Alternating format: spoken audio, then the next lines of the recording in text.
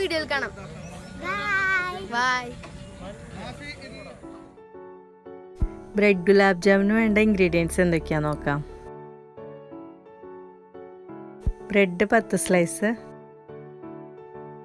1 cup പഞ്ചസാര, 1 cup വെള്ളം, പാൽപ്പൊടി 1 ടേബിൾ സ്പൂൺ, നെയ്യ്, ചെറുനാരങ്ങ നീര് 1/2 ടേബിൾ സ്പൂൺ, ഏലക്കാപ്പൊടി, മാവ് കുഴച്ചെടുക്കാൻ ആവശ്യത്തിനുള്ള പാല്, റോസ് വാട്ടർ 1/2 ടേബിൾ സ്പൂൺ. അതിന് തന്നെ ഷുഗർ സിറപ്പ് ഉണ്ടാക്കാം. അതിന് വേണ്ടി ഒരു സോസ് പാൻ വെച്ചിട്ട് അതിനകത്തേക്ക് 1 കപ്പ് പഞ്ചസാര ഇടാം. പഞ്ചസാരയിലേക്ക് 1 കപ്പ് വെള്ളം കൂടി ഒഴിച്ചു കൊടുക്കാം. എത്രയാണോ പഞ്ചസാര എടുക്കുന്നത് അതേ അളവിൽ തന്നെയാണ് വെള്ളം എടുക്കേണ്ടത്. നിങ്ങൾ ബ്രെഡിൻ്റെ അളവ് കൂട്ടുകയാണെങ്കിൽ അതിനനുസരിച്ച് പഞ്ചസാരയും വെള്ളത്തിൻ്റെ അളവ് കൂട്ടി കൊടുക്കാം. ഈ ഷുഗർ സിറപ്പ് നൂൽപ്പരിവൊന്നും ആവേണ്ട, നന്നായി ഒന്ന് തിളച്ച് വെള്ളത്തിൻ്റെ പച്ചച്ചുവയൊക്കെ ഒന്ന് മാറിയാൽ മാത്രം മതിയാവും. ഇപ്പോൾ പഞ്ചസാരയൊക്കെ നന്നായിട്ട് വെള്ളത്തിൽ അലിഞ്ഞു വന്നിട്ടുണ്ട്. പക്ഷേ പഞ്ചസാരയുടെ കളറ് കണ്ടോ, കുറച്ച് അഴുക്കുള്ള പോലെ ഉണ്ട്. നന്നായി ഒന്നും കൂടെ ഒന്ന് തിളയ്ക്കട്ടെ. നന്നായി തിളച്ച് വന്നിട്ടുണ്ട്. നമുക്ക് ഇതിനകത്തേക്ക് 2 ടേബിൾ സ്പൂൺ പാൽ ഒഴിച്ചു കൊടുക്കാം. പഞ്ചസാരയിലുള്ള ഇമ്പ്യൂരിറ്റീസ് എല്ലാം മേലേക്ക് പൊന്തി വരും പാൽ ഒഴിച്ചു കൊടുത്തു കഴിഞ്ഞാൽ. ഇതൊരു ടിപ്പാണ് കേട്ടോ. ഇനിയിപ്പോൾ നിങ്ങൾ രസഗുളയ്ക്കോ വേറെ എന്തിനാണെങ്കിലും പഞ്ചസാര പാനി ഉണ്ടാക്കുകയാണെങ്കിൽ അതിനകത്ത് എന്തെങ്കിലും അഴുക്ക് പോലെയൊക്കെ തോന്നുകയാണെങ്കിൽ കുറച്ച് പാലൊഴിച്ച് കൊടുത്താൽ മതി. മേലെ പാട പോലെ വന്നിട്ടുള്ള അഴുക്കൊക്കെ നമുക്ക് നല്ല കോരി മാറ്റാം. ഇതിനകത്ത് ഒത്തിരി അഴുക്കൊന്നുമില്ല, പൊടിയോ അങ്ങനെയൊന്നുമില്ല, ജസ്റ്റ് ഇങ്ങനെ ചെറുതായിട്ട് പാട പോലെ ഉള്ളൂ. ഇനി തീ ഓഫ് ചെയ്തിട്ട് 3 ഏലക്കായ ചെറുതായിട്ടൊന്ന് ചതച്ച് ചേർത്ത് കൊടുക്കാം. 1/2 ടേബിൾ സ്പൂൺ റോസ് വാട്ടറും കൂടി ചേർത്ത് കൊടുക്കുന്നുണ്ട്. 1/2 ടേബിൾ സ്പൂൺ ചെറുനാരങ്ങ നീരും കൂടി ചേർത്ത് കൊടുക്കാം. പഞ്ചസാര ക്രിസ്റ്റലൈസ് ആവാതിരിക്കാൻ വേണ്ടിയിട്ടാണ് ചെറുനാരങ്ങ നീര് ചേർത്ത് കൊടുക്കുന്നത്. കുറേ നേരം ഇരുന്നാലും ഇങ്ങനെ തന്നെ വെള്ളം പോലെ തന്നെ ഇരുന്നോളും. നമുക്കിനി ഇത് മാറ്റി വയ്ക്കാം.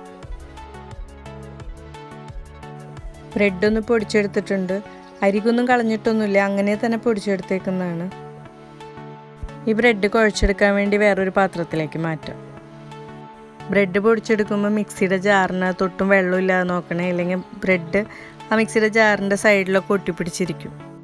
ഇതിലേക്ക് ഒരു നുള്ളു നെയ്യ് ചേർത്ത് കൊടുക്കാം. നെയ്യ് ചേർത്തില്ലെങ്കിലും കുഴപ്പമില്ല, എനിക്ക് ഈ നെയ്യിൻ്റെ ഒരു ടേസ്റ്റ് ഇഷ്ടമുള്ളതുകൊണ്ട് ചേർക്കണതാണ്. ഒരു പ്രത്യേക ഒരു ഫ്ലേവറാണ് നെയ്യ് ചേർത്ത് കഴിഞ്ഞാൽ. 1 ടേബിൾ സ്പൂൺ പാൽപ്പൊടി ചേർത്ത് കൊടുക്കാം. പാൽപ്പൊടിയും ഇല്ലെങ്കിൽ അല്ലെങ്കിൽ താല്പര്യം ഇല്ലെങ്കിൽ അവോയ്ഡ് ചെയ്യാവുന്നുള്ളൂ. ഇനി ഇത് ബ്രെഡിൽ എല്ലായിടത്തും ആവുന്ന രീതിയിൽ നമുക്ക് കൈ കൊണ്ട് തന്നെ ഒന്ന് മിക്സ് ചെയ്ത് കൊടുക്കാം. കുറേശ്ശെ പാലൊഴിച്ച് കൊടുത്ത് ബ്രെഡ് കുഴച്ചെടുക്കാം. പാലെന്നെ ചേർത്ത് കുഴച്ചെടുക്കണം, വെള്ളമൊന്നും ചേർക്കരുത്. വെള്ളം ഒഴിച്ച് കുഴച്ചെടുത്താലുള്ള കുഴപ്പം എന്താ വെച്ചാൽ കുക്കാവാത്ത പോലത്തെ ഒരു ടേസ്റ്റ് വരും. ഒട്ടും എഫേർട്ടൊന്നും എടുക്കാതെ സിമ്പിളായിട്ട് തന്നെ കുഴച്ചെടുക്കാം. നമുക്ക് ചപ്പാത്തി മാവിൻ്റെ പരുവത്തിൽ വേണം കുഴച്ചെടുക്കാൻ. കുട്ടികൾക്ക് പോലും സിമ്പിളായിട്ട് ഉണ്ടാക്കിയെടുക്കാവുന്ന ഒരു ഗുലാബ് ജാമുനാണ് കേട്ടോ ഇത്. ബ്രെഡിൻ്റെ മാവ് ഞാനൊരു പാത്രത്തിലേക്ക് മാറ്റിയിട്ടുണ്ട്. ഇനി ഇതിൽ നിന്ന് കുറേശ്ശെ എടുത്ത് നമുക്ക് ഉരുളകളാക്കിയെടുക്കാം. കയ്യിൽ നെയ്യ് പുരട്ടി വെള്ളം തൊടിയോ ഒന്നും വേണ്ട, കയ്യിൽ ഒട്ടിപ്പിടിക്കൊന്നുമില്ല, സിമ്പിളായിട്ട് തന്നെ ഉരുട്ടിയെടുക്കാം.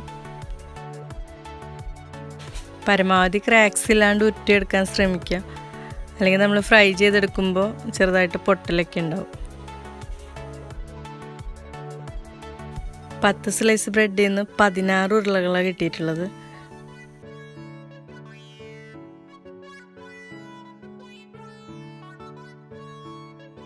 ഇനി ഇത് ഫ്രൈ ചെയ്തെടുക്കാം. ഒരു പാൻ ചൂടാകുമ്പോൾ അതിനകത്തേക്ക് ഓയിൽ ഒഴിച്ചു കൊടുക്കാം. വെളിച്ചെണ്ണ ഒഴിക്കരുത്, സൺഫ്ലവർ ഓയിലോ വേറെ ഏതെങ്കിലും വെജിറ്റബിൾ ഓയിലോ ഒഴിച്ചാൽ മതി. ഇനി എണ്ണ ചെറുതായി ചൂടായി വരുമ്പോൾ ഓരോ ഉരുളകൾ ഇട്ട് കൊടുക്കാം. ഒത്തിരി ചൂടായ എണ്ണയിലേക്ക് ഇത് ഇട്ട് കൊടുക്കരുത്. ബ്രെഡ് ആയതുകൊണ്ട് പെട്ടെന്ന് തന്നെ അതിൻ്റെ പുറം ഭാഗം കരിഞ്ഞു പോകും. അപ്പോൾ എപ്പോഴും മീഡിയം ടു ലോ ഫ്ലെയിമിൽ വെച്ചിട്ട് വേണം ഫ്രൈ ചെയ്തെടുക്കാൻ. ബ്രെഡ് ഗുലാബ് ജാമുൻ ഉണ്ടാക്കുമ്പോൾ ആകെ ശ്രദ്ധിക്കാനുള്ളത് ഈ സമയത്താണ്, ഈ ഫ്രൈ ചെയ്യുമ്പോൾ ഹാൻഡിൽ വിത്ത് കെയർ ആണ്. കാരണം സൂക്ഷിച്ച് നമ്മളിത് മറിച്ചൊക്കെ ഇട്ട് കൊടുത്തില്ലെങ്കിൽ ആകെ പൊട്ടിപ്പോവും. ബ്രെഡാണ്, അറിയാലോ, അത്രയും സോഫ്റ്റാണ്.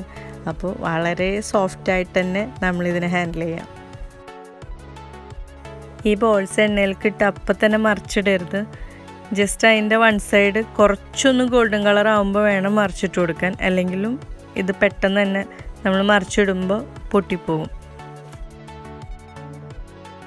5 മിനിറ്റ് മതിയാവും ഇത് നല്ല ഒരു ഗോൾഡൻ കളറായി കിട്ടാൻ. ഒത്തിരി സമയമൊന്നും വേണ്ട. എന്താ വെച്ചാൽ ഇത് ഓൾറെഡി എല്ലാം കുക്കായിട്ടുള്ള സാധനങ്ങളല്ലേ, ബ്രെഡാണെങ്കിലും പാലാണെങ്കിലും എല്ലാം ഇതിനകത്ത് വെന്ത സാധനങ്ങളായതുകൊണ്ട് തന്നെ നമുക്കിതൊന്ന് കളറ് മാറിയാൽ മാത്രം മതി. ഇതിൽ കുക്കിംഗ് പ്രോസസ്സൊന്നുമില്ല. ഇതിപ്പോൾ കളറൊക്കെ മാറി ആയി വന്നിട്ടുണ്ട്. നമുക്കിതൊരു പാത്രത്തിലേക്ക് കോരി മാറ്റാം. എണ്ണയിൽ നിന്ന് കോരി എടുക്കുമ്പോഴും നന്നായി സൂക്ഷിച്ച് തന്നെ എടുക്കാം.